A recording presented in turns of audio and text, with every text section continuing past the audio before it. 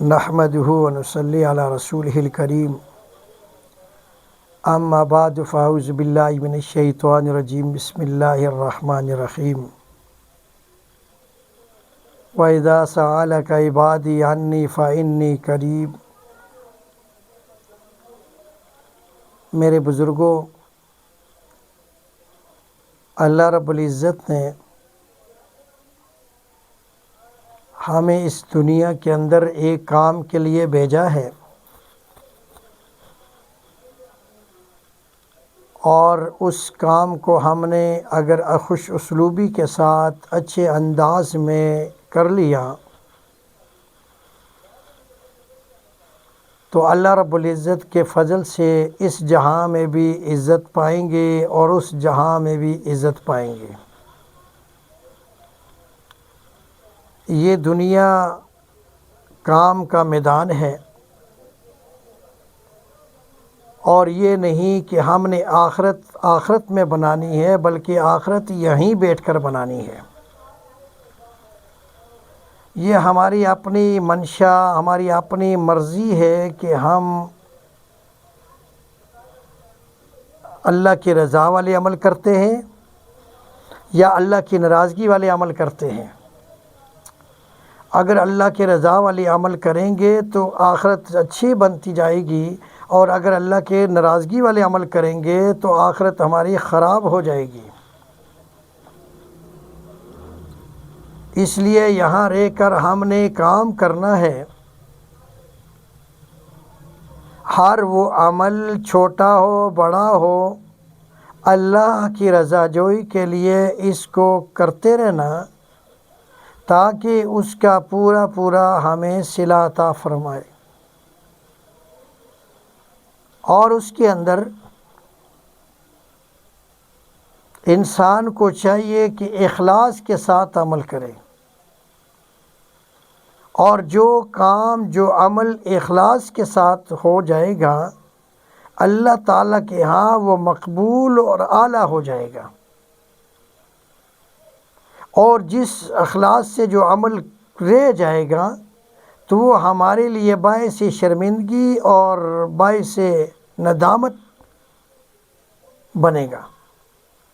تو اس لیے چاہیے کسی کے ساتھ بھی نیکی کریں، کسی کے ساتھ بھی بھلائی کریں، اللہ کی رضا کے لیے کریں۔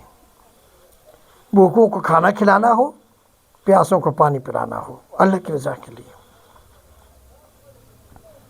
میرا اور آپ کا مدعا اور مقصد یہی ہونا چاہیے کہ اللہ راضی ہو جائے بس، اور ہم آئے اس لیے دنیا میں۔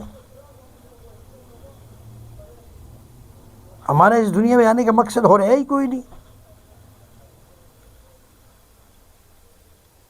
تو جتنے لمحات ہم یہاں رہیں گے تو ہماری منشا، ہماری کوشش اور ہماری فکر یہ ہو کہ کس عمل سے اللہ راضی ہوتا ہے، بس اس عمل کو اپنی زندگی کا اصول بنا لو، اس عمل کو کرنے والے بن جاؤ۔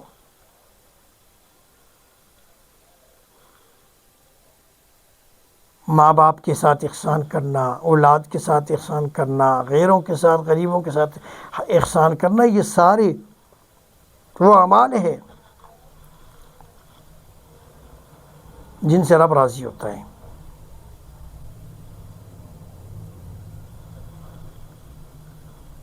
فرماتے ہیں کہ ایک شخص تھا انتہائی گناہ گار، اس نے کوئی گناہ نہیں چھوڑا جو اللہ کی نافرمانی نہ کی ہو۔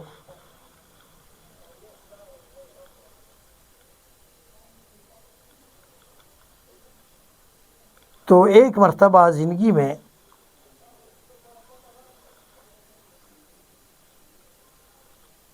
اس کے ہاں کوئی یتیم بچہ آ گیا، اور اس کو پتہ چلا کہ اس کا یتیم بچہ ہے، اس کا باپ نہیں ہے سر پہ۔ تو اس نے اس کے ساتھ احسان کیا، اور اتنا احسان کیا کہ جس طرح باپ بھی اپنے بیٹے کے ساتھ نہیں کرتا ہے نیکی اور تعاون، اور اس کے ساتھ اخلاص، سر پہ ہاتھ رکھ کر اور پیار محبت شفقت سے اس کے ساتھ عمل کیا. ایسا باپ بھی نہیں کرتا ہے. تو جب اس نے یہ کیا تو فرماتے ہیں کہ مجھے نیند آ گئی، میں سو گیا. اور جب میں سو گیا تو جہنم کے فرشتے آ کر مجھے گھسیٹنے لگے، لے کے جانے لگے جہنم کی طرف کہ یہ بہت گناہگار ہے.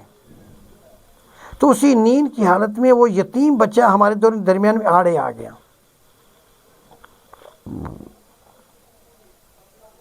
اور اس یتیم بچے نے فرشتوں کو ان کو کہا کہ چھوڑو اس کو. انہوں نے نہ مانی. اتنے میں سے غیب سے آواز آئی فرشتوں کو کہ فرشتوں اس کو چھوڑ دو، میں نے اس کو معاف کر دیا اس وجہ سے کہ اس نے یتیم کے ساتھ احسان کیا ہے، اور میں نے اس کو معاف کر کے جنت کے وارث بنا دیا.